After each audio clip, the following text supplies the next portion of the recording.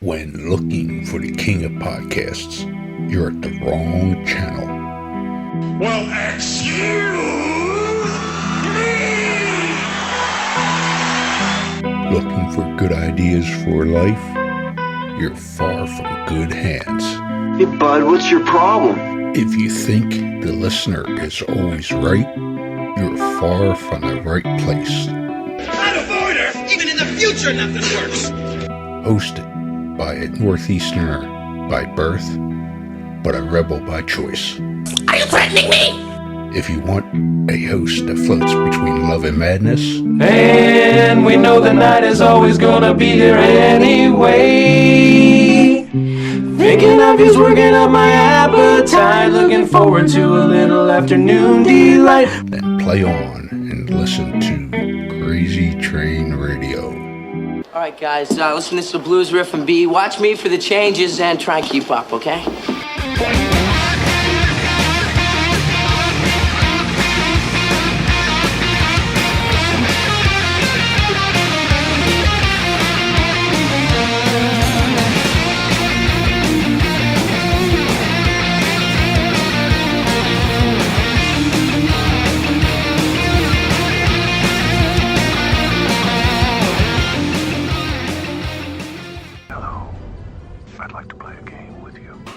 Within the gaming world, there are your general gamers, but then there are those that enjoy the dark underbelly of gaming.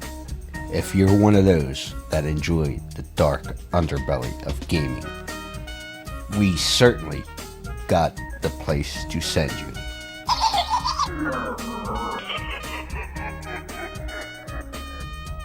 Scorpion Lair Games. That's right, Scorpion Lair Games is the creators of the true crime hit Killers, the card game. Let's not forget they also have Killers Clothing Company, their profiler game, and things like the 5-Minute Murder channel on YouTube.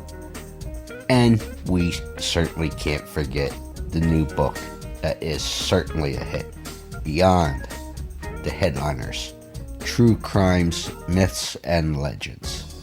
Make sure you visit Jeff and the Scorpion Lair Games on Facebook and everywhere today.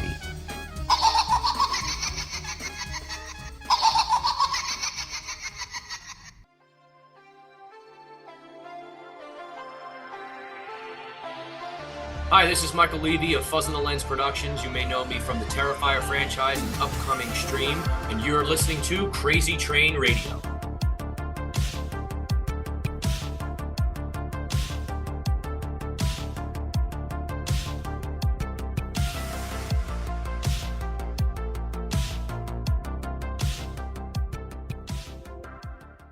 Hey folks, it's your least favorite host in the podcast world, Croc, Jonathan Steele. And boy, do we have a good one for you today.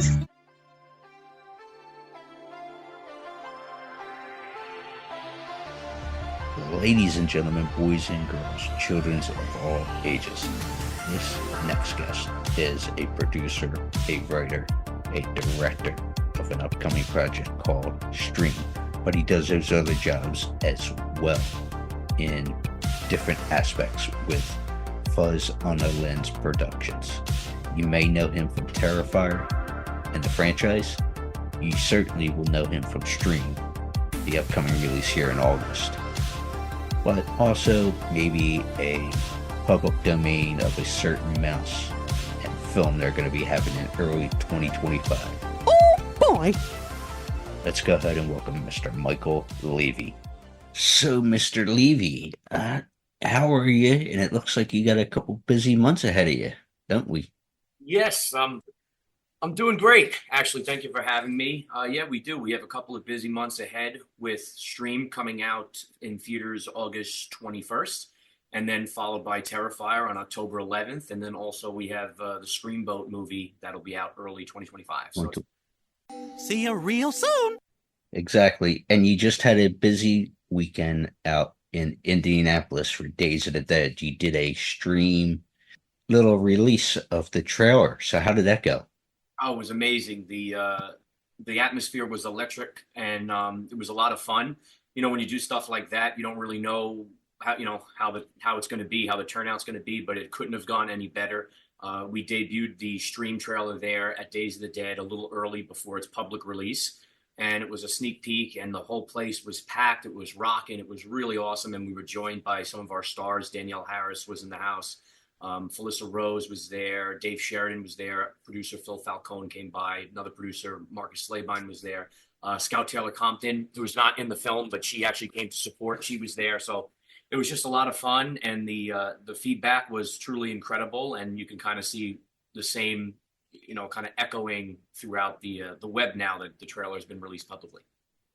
Exactly, because obviously I'm not spilling any beans here, but it's the Keenan family has a simple weekend getaway that turns into a little bit of a sadistic game in their hotel, but also a little bit of a clusterfuck, if I may say.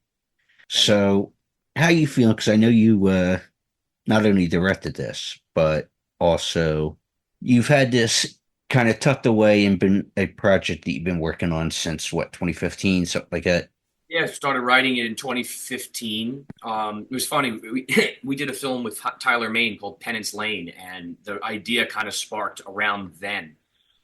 Before I even was involved with the Terrifier franchise, and it was just something that was working on and writing, and also trying to raise the funds for. So it's been a while. I've been living with this film, from conception to now its eventual release in August for a really long time, for a few years. So it's really awesome to see it all come to fruition. To it finally is, the date is coming, and that was really something that was just a relief also, because when you work on something for so long, you just can't wait to for it to be out so you can move forward. But I'm super proud of the movie. I'm proud of what we accomplished. Learned a lot along the way, obviously, through making other films in between. And I just can't wait for everybody to enjoy the film. It's our Terrifier fan base. Hopefully they turn out for this one like they did for Terrifier, because we have no marketing, team or budget behind us. This is all truly word of mouth and, just trying to make a good horror film. And that's what I'm most excited about, is for people to see this and know, look, it's not Terrifier. It's a totally different movie. But we do deliver the gore and kills, but we also have a really cool, storyline and character development in the beginning of the film, and it's kind of like a slow burn that kind of goes to a peak, and then it's a roller coaster the rest of the way. So that's something I'm really excited to see people. Right on. There's multiple questions there, but within that statement there. But first, I gotta ask, what the hell is it with you and being a maintenance man? Because obviously you appear as a maintenance man here. You may have had your head sawn off in Terrifier 1 as a maintenance guy. So I don't know. What are typecast, or what are we doing? Yeah, I know. I don't know. It's funny. Somebody made a joke a while back. They said, "Oh, it's just Will the Exterminator back again," when we were shooting. I don't know. It's funny that I've done other roles, but I guess Terrifier, because it was the most well-known movie that I had done up to this point. That's kind of what I became known as there, and then doing it again in stream. But they are different characters for sure. Will is kind of just in his own head. He's just trying to get through the shift, whereas this character is a little more involved. He's got a little bit more of an MO. I'll just leave it at that. So, with that being said, I mentioned of you directing, but also doing this, Brad the Maintenance Man. So, were you directing yourself, or did you have somebody else go, okay, here's what I'm looking for, yada, yada, yada? I had my brother Jason step in and direct me for those scenes, because it's tough, and that's why I don't really put myself, I enjoy directing a lot, but I have fun. I like acting, obviously, being a part of every film that I've been a part of. I have some sort of small role. But yeah, it's tough to direct and act at the same time, because you're just trying to focus on so many different things. But I have a really good trust with my brother Jason. He likes directing, and he's got a pretty good eye. So I kind of give him the overall arch of what I'm hoping for the scene. And then he came in and directed me in that specifically. But I broke out a few times, obviously, because I'm also acting with other, talent that's there in the moment. So if there's something I do somehow see, I try not to do that because you want to be in the character, but it just happens sometimes. But for the most part, my brother Jason did those things. All right. So obviously you mentioned about Terrifier, and we'll talk about that stuff and all too. But what makes Stream different? Because obviously when I was reading things about the game aspect and all that stuff, you start thinking of other films like, say, Saw, etc. So what is going to make this one stand out differently than others? Terrifier or the other movies that it's similar to? How about both?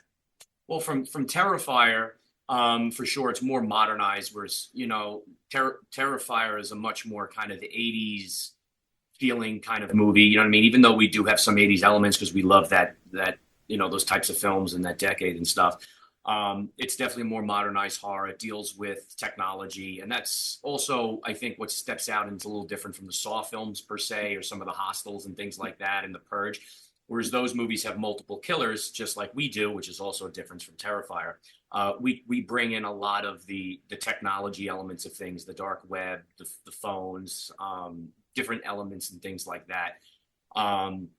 Also, there's one particular thing that kind of separates it from the other ones I can't give away because it's a little spoilery. But that's kind of the main thing that we wanted to showcase was, 4 killers instead of 1 killer. But all in the same mask. It's a competition. And again, it's kind of this modernized style of filmmaking where we use, webcams and things like that, intermittent with the movie camera, so to speak, But in similarities to Terrifier, it has gore, you know what I mean? It just doesn't, whereas Art the Clown's kills are a little bit more mean-spirited and kind of go on and things like that. You see organs and stuff. We stayed away from that kind of gore aspect of it. We don't because again, it's not Art the Clown doing the kills. So we don't have salt and bleach? No, there's no salt and bleach. Nice. The kills are definitely cool and creative for sure. I mean, you have Damien Leone behind doing the effects with Phil Falcone. So we definitely deliver on like creativity, and you do see gore and you do see blood, and there's some really, really cool ones in particular that I'm excited for people to see. But again, we tried to make sure that they weren't so Art the Clown-esque because this is a different film and we want people to know that.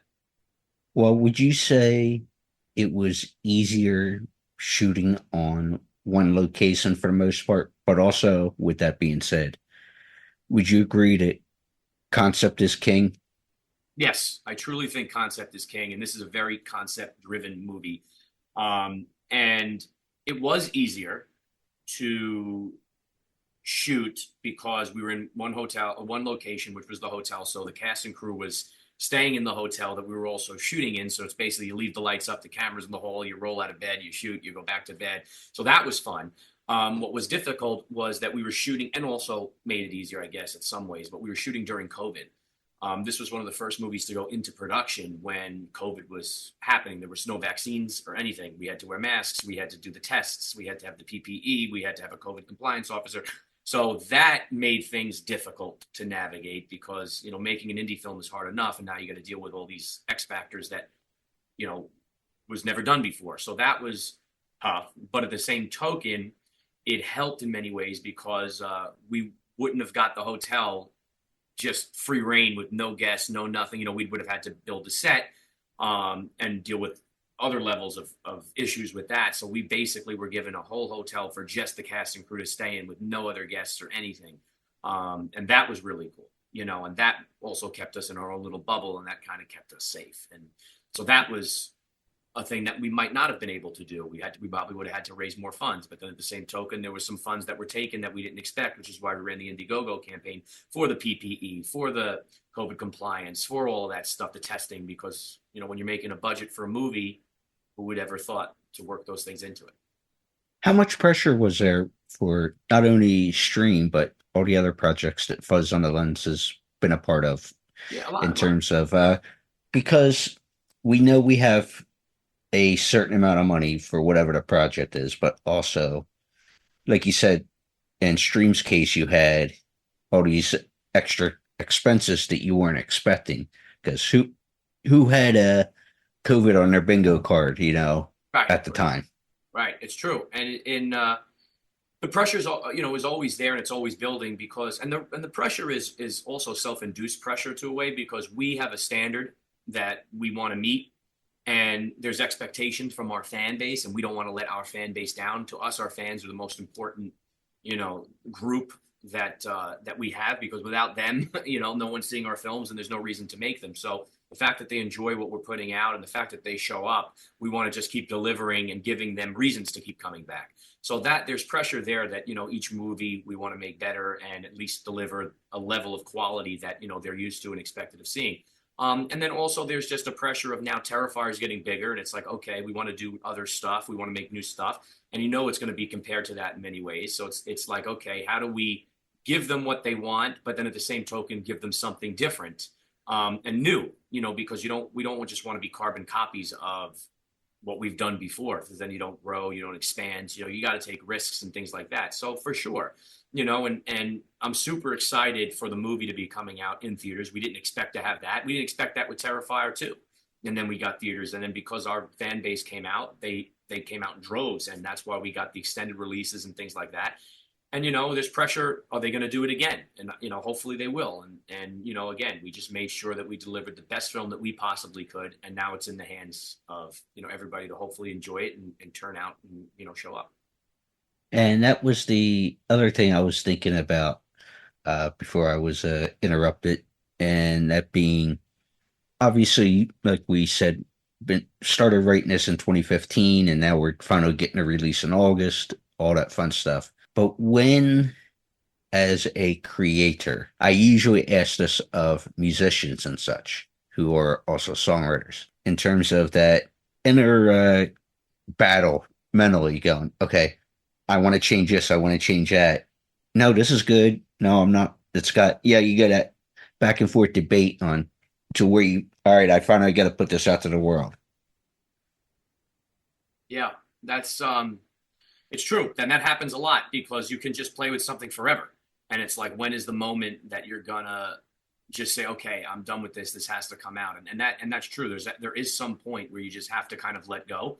But even now, like the movie's coming out in August, we finished the film, and, we're delivering stuff. And there was still something that we ended up changing, like right up before we sent out the DCPs to the theaters.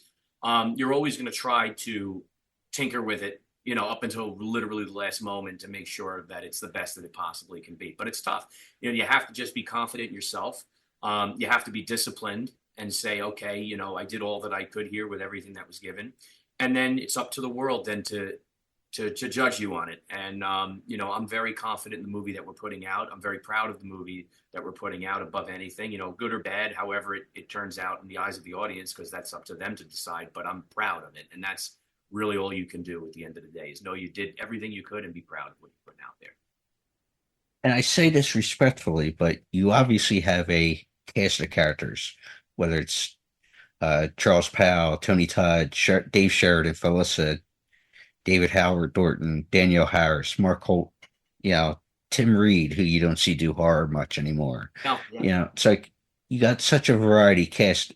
Would you say it was based on the writing solely, or they look at the reputation you guys have built over, with Terrifier and other things? I think it's a mix for sure. Like for Tim Reed, he really, again, you're right, he doesn't do horror. And when I spoke to him, he didn't know what Terrifier really was, because he doesn't follow. And this was also before 2 popped, so like it was even less. Like now it's a little more known, but then it was a very cult fan base.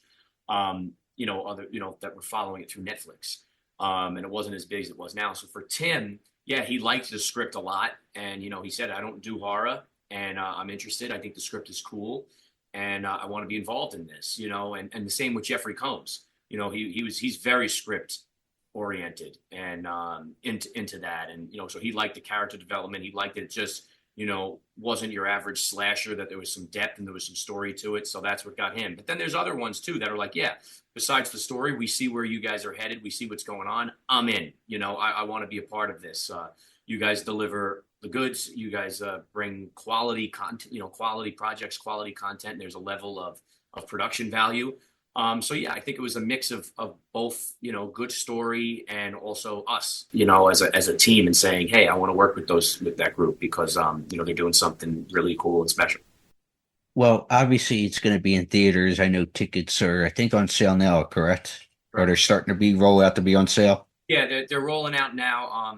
Some theaters are already announced and you could pre-order, but if you don't see yours there, it should be added, as it goes. But yeah, they're starting to roll in. What's that like having a film go into a theater, especially as an independent project? And do you notice studios giving some pushback that theaters are taking some of these independent films? Yeah, absolutely. First of all, it's mind blowing that this is even in theaters. We never expected that at all when this was first an idea. And again, it's a movie called Stream that's coming out in theaters, which is pretty funny. But yeah, it's I just thought about that too. Yeah. yeah. Again, it was always streaming platforms. We never even dreamed, but those doors opened when Terrifier 2 did what it did. And, and the theaters started screening the film, iconic, and they liked it. And they said, oh, this could be fun. And it is. It's a fun movie to see with a group. Horror is a great genre to see with a group. It's exciting. It's fun. You could yell and scream and have a good time. And Stream is a fun kind of ride, roller coaster-y kind of movie. So that's surreal. And I don't know if that'll ever change because I still am shocked, anytime I say, wow, this really is going to be in theaters and you can buy tickets. It's crazy. It's awesome. We're so honored by it. But to answer your second part, yes, I do think there is pushback from the theaters, from the studios, because again, you have a low budget independent thing that you don't, have a lot of money usually to make them. And the studios spend so much money in these big budget things to get them in the theaters, to make it a show. The marketing behind it is unbelievable because we have no marketing. Terrifier was truly word of mouth. It was the fan base pushing it. And then they sit there and they say, how did they do this? How did they, and they don't like that. They definitely don't like that because again, it kind of steers control away from them. And we saw that with a lot of pushback from when we were shooting some newer projects. Now we're on the radar and SAG and is in bed with the studios and they're watching a close eye on us and, where they weren't doing that before, and it's because they think that there's money to be had and they try to take any bit of it that they can, away from the movie and align their pockets. So they don't like when money's being made and they're not involved. Would you say that's the most difficult part of the film process, the behind the scenes bullshit? Yes, without a doubt. And it's the most stressful and it's the most silly, it's crazy. But look, it is a business and it's a film business, for a movie business for a reason. Everything has pros and cons. It's like anything else. For us as creators, that's where you want to be. You want to be just the fun of it and the making of it and the creative process of it. But I get it. It's part of it. So, you deal with it. But, it's definitely the most stressful for sure is dealing with that part of it. Obviously, I talk to Phil Falcone often, who's a hell of a guy, even though he says he's not a ball breaker. Rumor has it anyway. I heard he's always a saint. Love you, Phil. No, but we were talking about T3, at the time you guys had just finished the principal shooting. And he was, well, first you had other people coming in for this project outside the family, but he said they ended up being great additions to the crew and all that stuff. But he was like kind of rolling his eyes just with some of that, having to deal with SAG and deal with this and deal with that, from the production side of things. Yeah, he wasn't happy with a lot that was going on because look, it's just that there's a point where we understand it and it is what it is, but then there's a point where it just becomes okay. Now you're just breaking chops to break chops, and that's how we felt with a lot of certain things. And we were beside ourselves. We were trying to do everything that we possibly could to make things work, and we just felt there was pushback for no reason, just pushback to be difficult. And I think that part of it might have been the hazing process too, of like, hey, you guys are the new kids on the block, and this is just part of what things are, and But I know that he was beside himself with a lot of things that went on, and it was unfair to him. And it wasn't just SAG stuff, obviously it was other things too, but it was just unfair to him as someone who, worked really hard to get this movie up and running. And then he had to deal with this stuff that was just petty. But at the same token, it ended up all working out. Everybody's friends, everybody's happy. And we got a really good movie on our hands. You know what I mean? And we'll go through the process again when we try to do it again. So With T3, and he made the joke about me and Phil were making a joke about it. I think it was David that said something on social media that there might be something that would maybe make one's stomach churn. And that's saying something because of the standard that's been set, whether it's the hacksaw scene, the bedroom scene, just little beats along the way. So did anything, at least reading the script from your perspective, was there something that stood out that you go, that's a little rough, or you're like, it's part of course with Damien and such? No, there was actually. There was and it's not even that. So the thing that David's talking about, that I think that sequence is going to be the sleeper sequence that, initially might not have been the one that everyone was thinking, oh, this is the one, the hacksaw, the bedroom scene. It's like every kill in the movie is the hacksaw in the bedroom scene at this point. Like they're all so big and great. But that's the one there's one in particular David's talking about that I think is amazing and awesome, and I can't wait for people to see it. But there was something else that I had read in the script. It was right in the beginning too, where I was like, whoa. And it made me like question, do I want to do this? And then, you get past it. Say, of course I do. But it made me feel uneasy just reading it. And when we shot it, it was just as uneasy. And then seeing it, because I seen an edit of it actually, and it was like, wow, but it was dynamite the way Damien did it and put it together. People are really, they're going to talk about it, and they're going to be excited about it. And it's cool. You know what I mean? It's a cool thing, and it's very real. And, but it was definitely something that was uneasy is, I guess, the word to use. That was like, oh, wow. But yeah.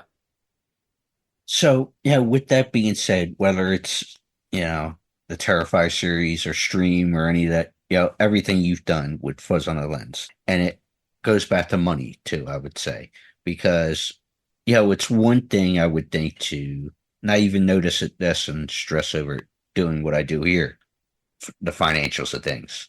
But how do you look at something that's on paper or on your computer or whatnot, script wise and all that stuff, and go, oh, that's a cool idea, I think we can do it. Then it's like, well, how are we going to pay for it? How are we going to make this?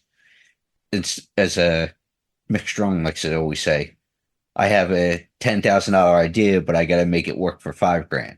Mm-hmm. If that makes sense, you got to, when reality sets in, how are we going to make that work with the budget we have in hand? Yeah. Yeah, it's true. And that's part of producing, and that's part of making things happen. I'll tell you, when this I learned through Phil, really, and Damien, was, when we used to write scripts and stuff, it was very write what you can achieve, write what you can do. And, and that's how you can keep your budget down. Don't try to do something you can't, because that's where things look cheap and cheesy and, whatever. So I was very much that school of thought for a long time, until I met Damien and Phil. And I saw how you can push and push and push and make things happen. Like when I read Terrifier 2 and I saw, and then there's this clown cafe with the TV show, and he opens up the machine gun he's shooting, and the guy goes up in flames. And it was like all these crazy things I'm reading. I'm like, how the hell are we going to pull this off? And then with Terrifier 3, there's something huge that happens in Terrifier 3 that I read this and I said, in my head, I couldn't even fathom how we were going to pull this off. And I was like, this is like mega, mega money. And we had bigger budget for sure. But you're like, this is like, I don't even know. And watching them and the brainstorming and like figuring out how to make it happen for X amount of dollars was just incredible. And every time we got it, we did it. So that process I learned through, don't be too afraid to kind of write your ideas, and then, try to figure out a way to do it. And if you can't, then you figure out an alternative to it, but you have to go for it. And you have to try. And that was something I learned from those guys. And it's true with Stream too. It was like there were certain things that like weren't in the script originally. And then once we started doing it with Terrifier, I was like, wait, we can really push the envelope and make some stuff happen.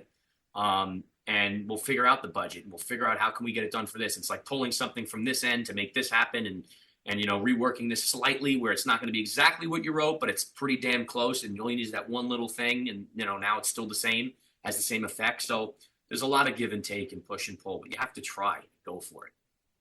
With Fuzz on the Lens, when did you decide to start the company actually? So it's funny, like I was making movies really my whole life, like from a young age, taking my mom's video camera and shooting with the neighborhood kids and my family and my siblings. And I went to high school, and that's where I started working a lot with Steve Delasala, my business partner. And we started shooting skits and little short films and stuff. And so we were always working together. For high school television studio, went to college, was continuing to do things. And again, working together, just not under a name, And then finally, we were shooting some stupid thing back in like 2007. And yeah, I guess it was around 2007. Oh my God, yeah. And my friend was holding the video camera, and in the middle of the take, he's still rolling. He's going, "Hold on, guys, cut.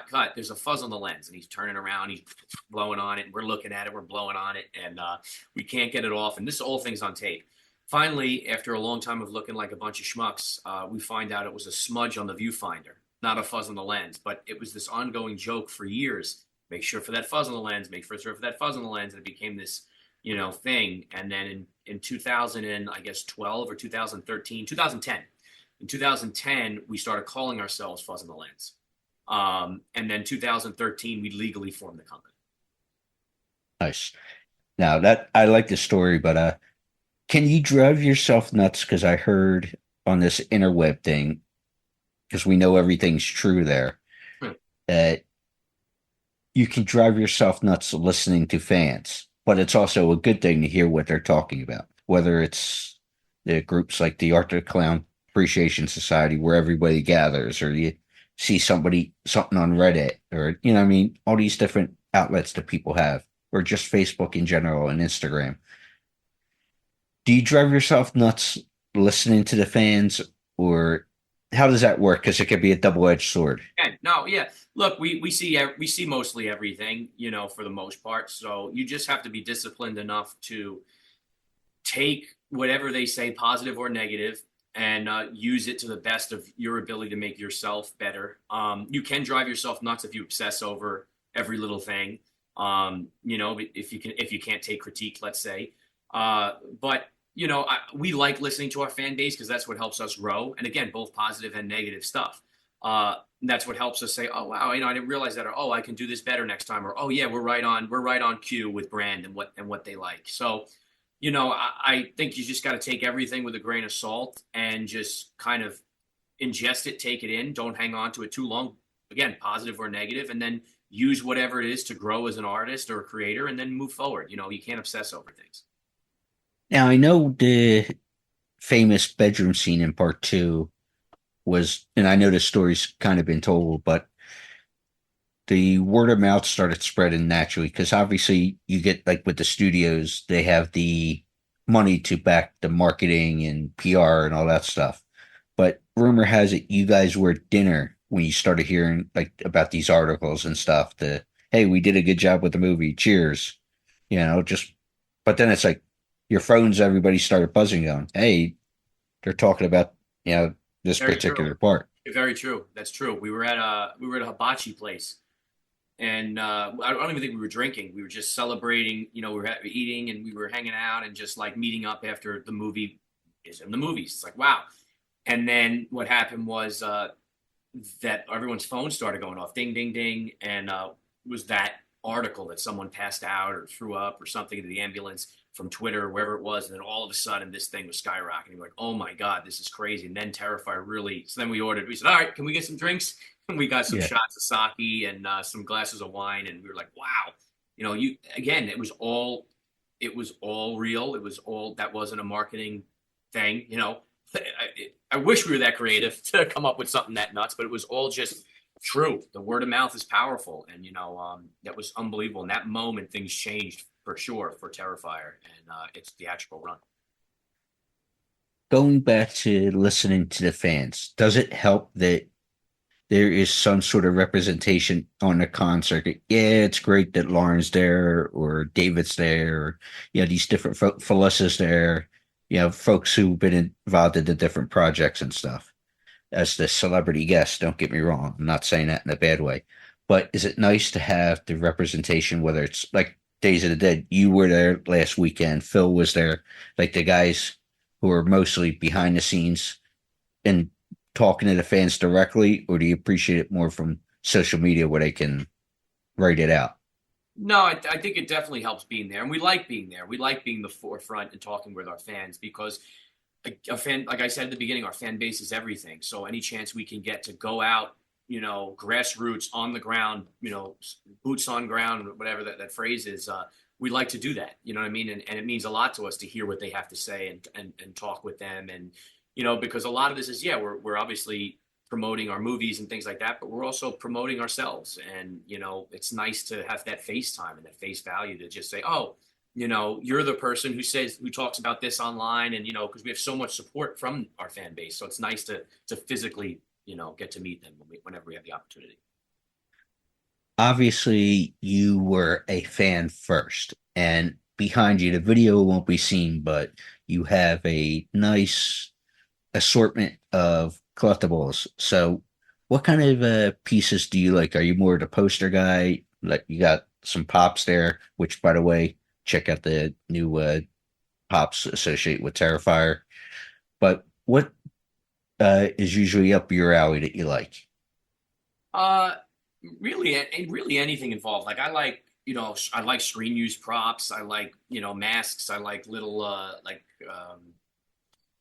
weapons and things like that. Obviously, I'm a big collector of the toys, and I got different toys and stuff. So it's really kind of anything that is involved with a film that I like. I'll mostly try to collect it or have, but the posters are cool too. I don't think there's one thing in particular that I'm like, this is my main thing that I like. If I find it cool, no matter what merchandise or whatever it is, I'm going to get it. Nice. What is it about horror comedy that you like? Because there's obviously different styles, but you tend to go with the horror comedy. Yeah. I love comedy for sure, and there's like a beat to a joke, and I love timing, and then I love horror, and there's a beat to a scare. So I think that they're very similar in how they're structured, but I also I think that they could complement one another when they're done right, because you can't always have high tension, because then you could just drain the audience, just like you can't have joke after joke after joke. And I think that, if you have this tension, it kind of breaks with a joke, and like you have a little bit of fun, and then boom, you get scared again, and it's the kind of tension. I think that if done well can work together really, really nicely. Now, I also agree with separating the genres too. I like just straight comedies, or I like just straight horrors, so it's a matter of how it's done. I don't like horror comedy when it's too over the top and the characters don't take themselves or the situation seriously. That kind of can become just nauseating to me. But I like where it's done like Shaun of the Dead or wherever, where, the situation is very real. The characters take themselves very seriously, but it's just over the top in what's happening. And there's a lot of comedic stuff that can come out of that. So I think there's a lot of opportunity in mixing the two genres. Well, obviously, at the beginning, we mentioned how busy of a time it is. And obviously, streams get ready to come out. You have Terrifier 3 going to be out in October, which is they're going through the editing process, all that fun stuff. But you also have the Steamboat Willie film coming out early 2025. Have you started shooting that? Where are we at on a production side of that film? The movie is shot and in the can. We are done with it. We did it, and it's a horror comedy actually, which is cool. And that's just because of the subject matter too. There's a lot of satire there. It's Steamboat Willie, and we felt if we were going to jump on board with some of these public domain IPs, we have to do it right, and we have to make sure that it's done in a light-hearted kind of way, and almost fun and poking jabs and things like that. So the script was really cool. The idea is really cool. The mouse, David's playing the mouse, which is awesome. And he brings, because he can't do the voice or nothing. We never heard that in our lives. Right. Right. So, it's exciting. And I really like the script. I really like the film. I have a small little part in it too that's fun, and the production value is there. I'm really proud of where that movie's headed and where it's going and how it's looking, and I can't wait for everybody to see. It's a fun one. You know what I mean? I like being a part of movies that are entertaining and that are fun, and that you can come out of it saying, "Oh, that was pretty cool. I had a good time." You know what I mean? I think you get that with the Terrifier and the experiences. You're going to get that with Stream. You're definitely going to get that with Screamboat. You know, so that's the kind of films I like being a part of. You know, they're not gonna, they're not gonna win any Oscars, but you're gonna leave entertained and feeling like, oh, that was a pretty cool, fun, crazy ride. And hopefully it's no spoiler, but with the project, like we said, you're going to be the swabbing the decks, to stay with the job theme. That's actually true. Oh, I was being a smartass, but I didn't want to give any spoilers. But that's kind of true. I'm not a maintenance guy, but I guess I didn't look at it like that. Yeah, that's interesting. Wow, look at that. Yeah, I'm like telekinesis. But before I let you go, I believe we owe you a congratulations, because on the personal side of things, you obviously have a young son, but there is another child on the way for the Leavy household. Yep, we're having a daughter, actually. We're having a little girl. So thank you. And we're excited. So yes, it's been a big year for sure. Yeah. When is the new baby due? November. So okay, right in the middle of everything. So Terrifier and Christmas and so. No, that's good. So it's nice to see that there's a good stuff going on in a personal life too. So yeah, we're excited. So there's a lot going on, and just trying to stay grounded and stay focused and dedicate time to different things, and and that's really what it is, about balancing your time, and that's what I've definitely tried to do as best I can. So obviously, besides what we talked about, what's next? Do we have stuff planned post the mouse? We'll say. Yeah, for sure. I mean, I'd love to, again, I don't know what order. We definitely want to do a straight comedy film at some point. I don't know if we're there yet. We have scripts that are really cool, horror comedy ones too. I definitely want to do a Stream too, if we have a really cool idea. It's just really fun stuff if we're able to get one, if we're lucky to get one. But again, none of that's going to be determined until we see how the movie does with the audience. And if they like it and they want one, we'll definitely be able to do one, and do one pretty quickly. Obviously we want to do a Terrifier 4. But again, that's going to, again, kind of dictate how the fan base reacts, and if they want one right away again, or if they want to kind of take a break. And for Damien personally, if he wants to try to tackle on some other stuff. So we have a lot of options. There's no clear path yet. But we have projects and things that we want to do, and it's just a matter of, once we see kind of where things, settle, then we'll be able to, set sail on it. Nice. Well, hey, how about that? He hit the set sail, since we're talking maybe a little shipping expedition, we'll just say. Yep. Oh boy. I'm not going to try to do the voice right now because I'm still a little dry throated, but Michael, thank you so much for the time. Thank you for having me. I appreciate it.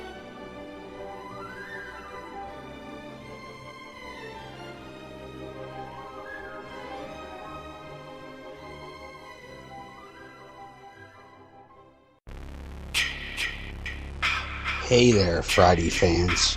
We know how much you enjoy the movies. Enjoy grabbing your Friday merchandise and interacting with the Friday family, whether it be at conventions or during our particular watch-alongs. Well, when you're looking to get yourself masks, why not check out our friends over at Camp Blood Customs out of New York State and order your specific custom mask from any of the films. All orders are made specifically. Your needs and wants are. Make sure you find Camp Blood Customs on Facebook, Instagram, and all over social media and order yours today.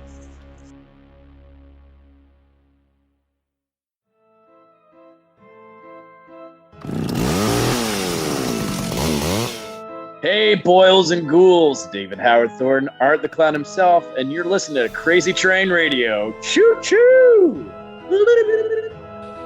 Yeah, yeah!